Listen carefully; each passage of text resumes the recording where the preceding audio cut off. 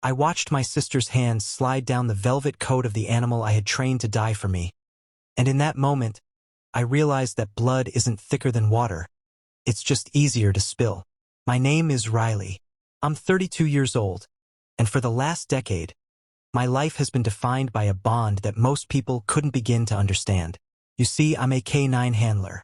Or at least I was, until a jagged piece of shrapnel during a high-stakes pursuit ended my field career and left me with a permanent limp and a medical discharge. But they let me keep the one thing that mattered, Bear. Bear is an 85-pound Belgian Malinois with eyes the color of scorched earth and a heart that beats in sync with mine. We had spent 5 years in the trenches together. He had smelled my fear before I even felt it. He had pulled me toward safety when the world was nothing but smoke and sirens. When I was forced into early retirement, Bear was retired too. We were supposed to grow old together in the quiet of the suburbs, trading adrenaline for long naps in patches of sunlight. But life has a way of reminding you that peace is often just a temporary ceasefire.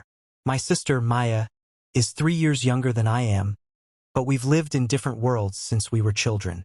While I followed our father's footsteps into the force, seeking structure and service, Maya followed the wind. She was always the sensitive one, the one who couldn't hold down a job because she felt spiritually stifled, the one who expected the family to cushion every fall she took. Our mother, God rest her soul, always told me, "Riley, you're the strong one. You have to look out for her." And I did. I paid her security deposits. I ignored the way she'd borrow jewelry and never return it. I even let her move into my guest room 3 months ago when her latest business venture, a boutique candle line that never actually produced a candle, collapsed. "It's just until I get on my feet, she'd said, smelling of expensive perfume she definitely hadn't paid for. I didn't mind the company at first. The house felt too big with just my thoughts and the ghost of my career. Bear, however, was less convinced. Malinois are a discerning breed. They don't just see people, they read intentions. From the day she moved in, Bear would sit in the hallway, a silent, furry sentinel, watching her move from room to room. He never growled. He was too well trained for that. But his ears would track her every footfall, his body tense, a coil of muscle ready to spring. "Why does he look at me like that?" Maya asked one morning, clutching a mug of coffee. She was wearing one of my old academy sweatshirts. "It's creepy, like he's judging my soul." "He's a protector, Maya," I said, leaning heavily on my cane as I moved toward the stove. The morning dampness always made my leg ache. "He's just making sure you belong here." "I'm your sister," she snapped, her eyes narrowing. "I belong here more than a dog does." I didn't answer. I just whistled softly, and Bear was instantly at my side, his head resting against my good hip. I felt the steady thrum of his breathing, a grounding force in a world that felt increasingly fragile. Over the next few weeks, the atmosphere in the house shifted. It started with small things. I'd find Bear's high-protein kibble moved to the top shelf where I couldn't reach it without pain. I'd notice his specialized training collar, the one we used for his working sessions to keep his mind sharp, hidden in the back of the junk drawer. Then there were the comments. "You know, Riley, it's not healthy," Maya said during dinner one Tuesday. We were eating a simple pasta dish I'd spent an hour prepping. "You treat him like a person. It's a liability. What if you have a flare-up and he gets aggressive because you can't control him? Maybe he'd be better off with someone more capable." I froze, the fork halfway to my mouth. "He isn't a pet, Maya. He's my partner, and I control him just fine." She gave a small, chilling smile, the kind she used to wear when we were kids and she just told a lie that she knew our parents would believe. "I'm just saying, you're limping worse today. If you can't even walk him to the park, is it fair to keep him cooped up here?" "We manage," I said, my voice tight. That night I woke up to a sound. It wasn't a loud noise, just the soft, rhythmic click of claws on hardwood. I looked at the foot of my bed. Bear wasn't there. I grabbed my cane, my heart hammering against my ribs. I hobbled out into the hallway, the shadows stretching long and thin under the moonlight. I found them in the living room. Maya was sitting on the floor. She had a piece of premium steak in her hand, the ribeye I'd bought for my own dinner. She was holding it out to Bear. "Good boy," she whispered, her voice honey-sweet and terrifying. "See? I'm the one with the treats. I'm the one you should listen to." Bear was standing perfectly still. He wasn't taking the meat. He was looking at her, then looking at the door to my room, then back at her. He looked conflicted, confused. In the world of K-9 training, we call this poisoning the queue. She was trying to break the bond of loyalty with high-value rewards, trying to overwrite years of discipline with the primitive urge of hunger. "Maya," I said, my voice cracking the silence like a whip. "What are you doing?" She didn't jump. She just slowly stood up, dropping the steak into the trash can with a nonchalant shrug. "He looked hungry, Riley. You're so stingy with his rations." "I was just showing him some love." "Don't ever feed him without my permission," I warned, stepping into the room. "He's on a strict diet for a reason. You're messing with his training." "His training?" She laughed, a sharp, jagged sound. "He's a retired dog in a house with a retired cop. There is no training anymore. There's just a dog and the person who takes care of him." She walked past me, intentionally brushing against my bad shoulder. As she reached the stairs, she paused and looked back over her shoulder. "You should get some sleep, Ree. You look exhausted. You're starting to lose your grip on things." I sat on the sofa, Bear's head in my lap, for the rest of the night. I watched the sun crawl up the horizon, a cold feeling settling in my gut. I realized then that Maya wasn't just staying with me because she was broke. She was looking for something to own. She had always envied my strength, my career, my hero status in the family. Now that I was broken, she didn't want to help me heal. She wanted to scavenge the remains. And the crown jewel of my life, the thing that represented my courage and my history, was Bear. The first real clue that things were going to get ugly happened 2 days later. I came home from a physical therapy appointment to find my front door wide open. Panic, cold and sharp, flooded my chest. I dropped my bags and scrambled inside as fast as my leg would allow. "Bear!" I yelled. "Bear, heel!" Silence. The house felt hollow. I found Maya in the backyard, sitting on a lawn chair, scrolling through her phone. She looked up, bored. "Oh hey, you're back early. Where is he? Where's Bear?" "Oh, he was being so restless," she said, waving a hand vaguely toward the woods behind our fence. "I thought he needed a run. I took off his leash and he just bolted. I guess your perfectly trained partner isn't so loyal after all." My world tilted. A Malinois in a suburban neighborhood, bred for high-drive apprehension. Running loose? It was a recipe for disaster. But more than that, Bear would never leave me. Not unless he was lured. I spent 4 hours searching. I was screaming his name, my legs screaming back in agony, the sky turning a bruised purple. I found him 3 miles away, sitting shivering by the edge of a busy highway, looking lost. When he saw me, he didn't run. He let out a low, mournful howl and collapsed at my feet. When we got back, Maya was in the kitchen drinking wine. She didn't ask if he was okay. She didn't apologize. "See?" she said, her eyes gleaming with a strange, frantic light. "He ran away from you. Maybe he's tired of being a soldier, Riley. Maybe he wants a new commander." I didn't say a word. I led Bear to my room, locked the door, and for the first time in years, I cried. Not because of the pain in my leg, but because I realized my sister wasn't just troubled. She was dangerous. The week that followed was a suffocating game of cat and mouse. I began to notice things disappearing. Not just my things, but Bear's.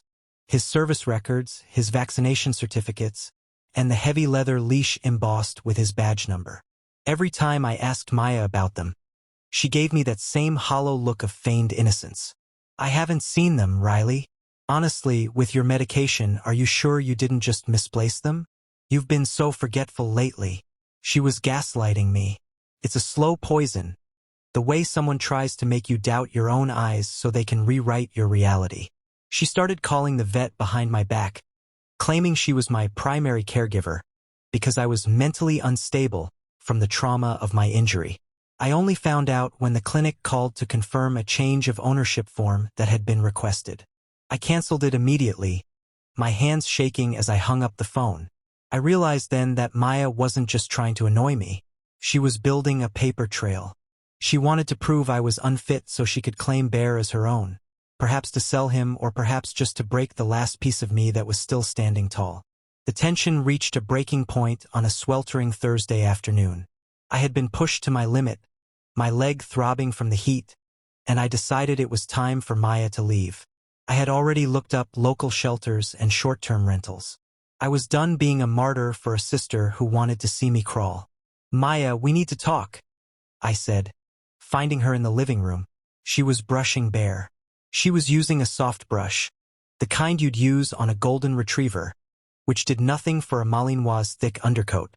Bear was standing perfectly still, his eyes fixed on me, pleading. "Not now, Ree. We're having a moment," she whispered, not looking up. "There is no we," I said, stepping forward. "I've called a car. I packed your bags. They're by the door. I love you, Maya, but you are destroying my peace, and you are trying to steal my partner. You need to go. Today." The brushing stopped. The silence in the room became heavy, like the air before a tornado. Maya slowly stood up. She wasn't crying. She wasn't angry. She looked triumphant. "I'm not going anywhere, Riley," she said softly. "But you're right about one thing. It's over." She reached into her pocket and pulled out a folded piece of paper. "I went to the courthouse yesterday. While you were napping, I had a friend, a very good lawyer friend, help me file an emergency petition. Given your medical records, your disability, and the fact that I've been documented as the one providing his daily care and exercise while you're stuck on the couch, well, the court sees things my way for now." "That's a lie," I breathed, the world spinning. "I do everything for him." "Not according to the videos I've been taking," she smirked. She held up her phone. It showed clips, carefully edited, of me struggling to walk Bear, of me wincing in pain, and of her playing with him while I was inside. "You're a liability, Riley. You're a hurt hero who can't let go. But Bear? He's a high-value asset.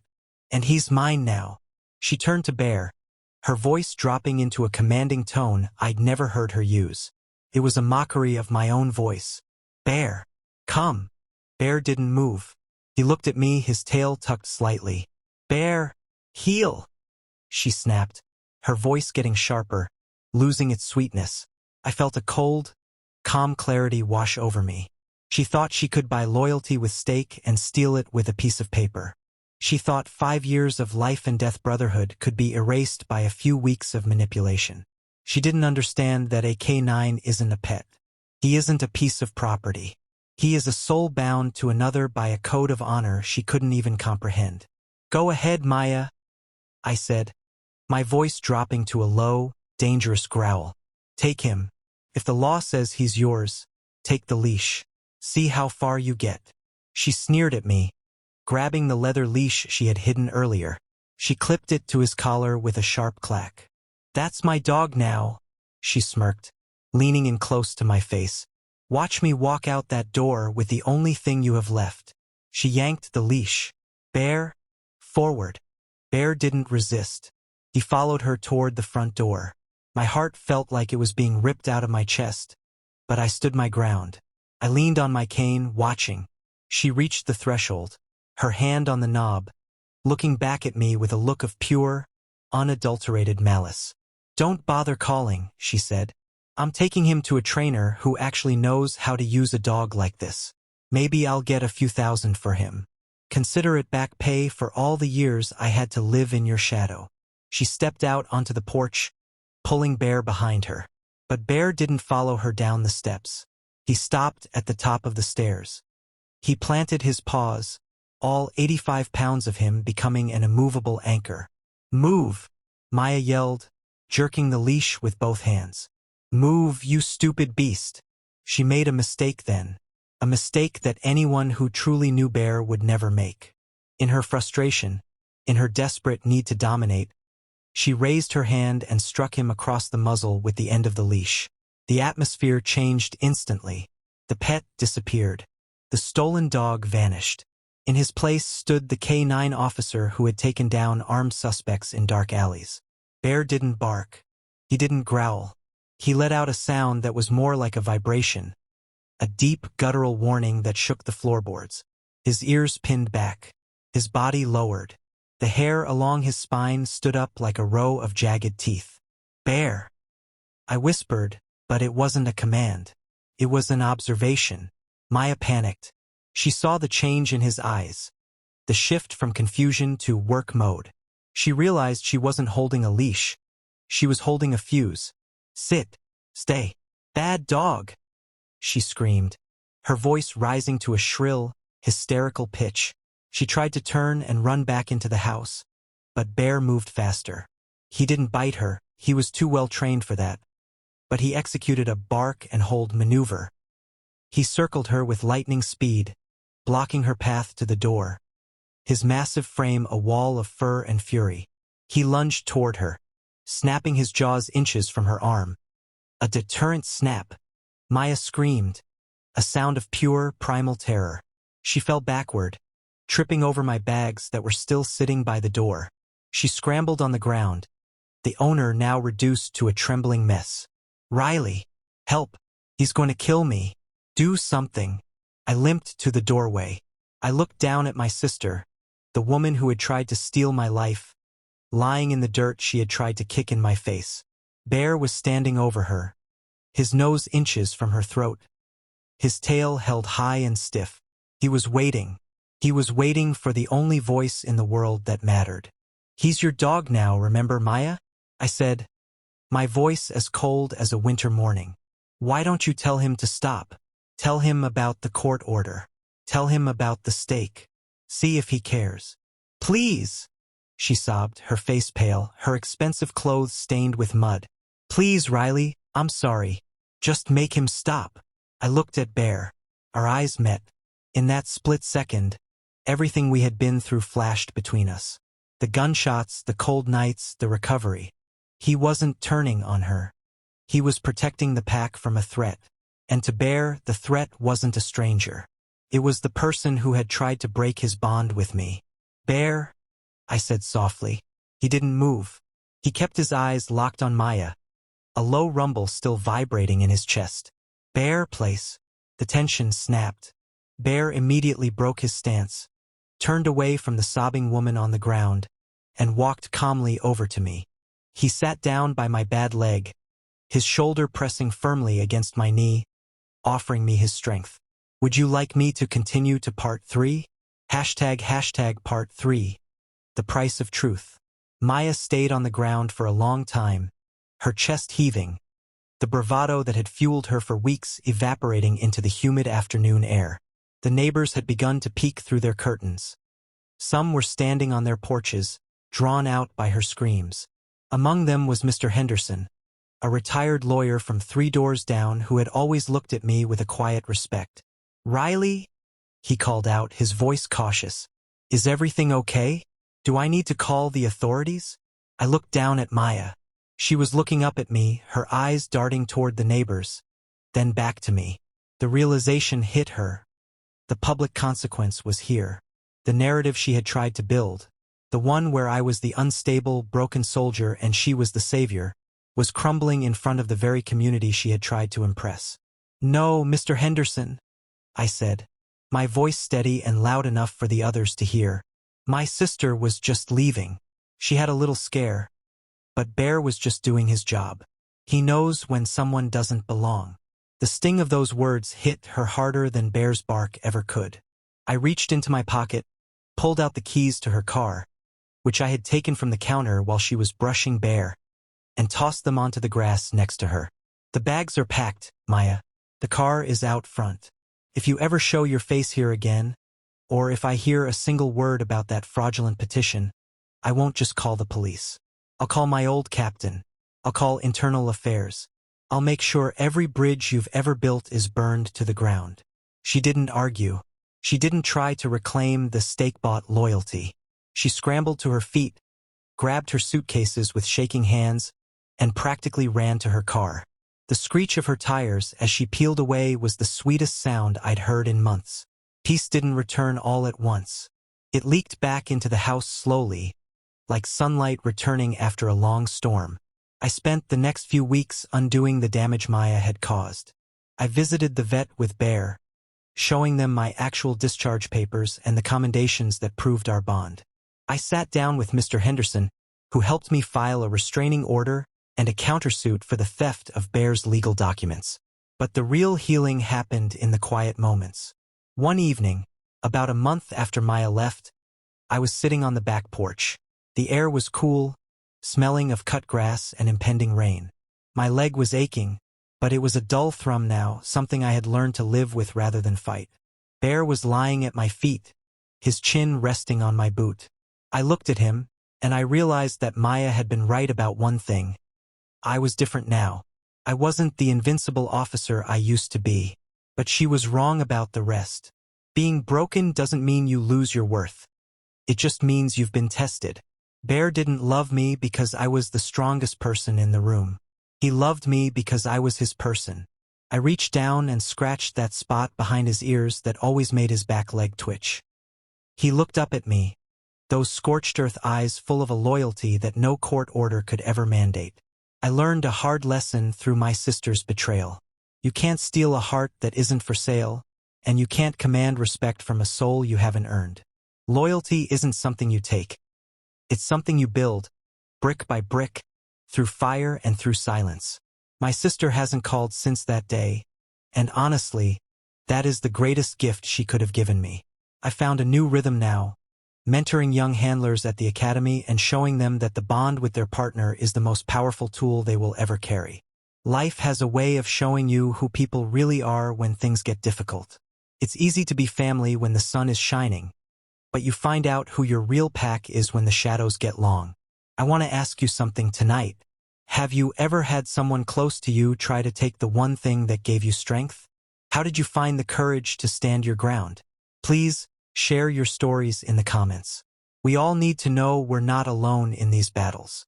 If this story touched your heart, please subscribe to Broken Trust Stories and support us as we continue to bring these truths to light. Until next time, keep your loved ones close and your spirit even closer.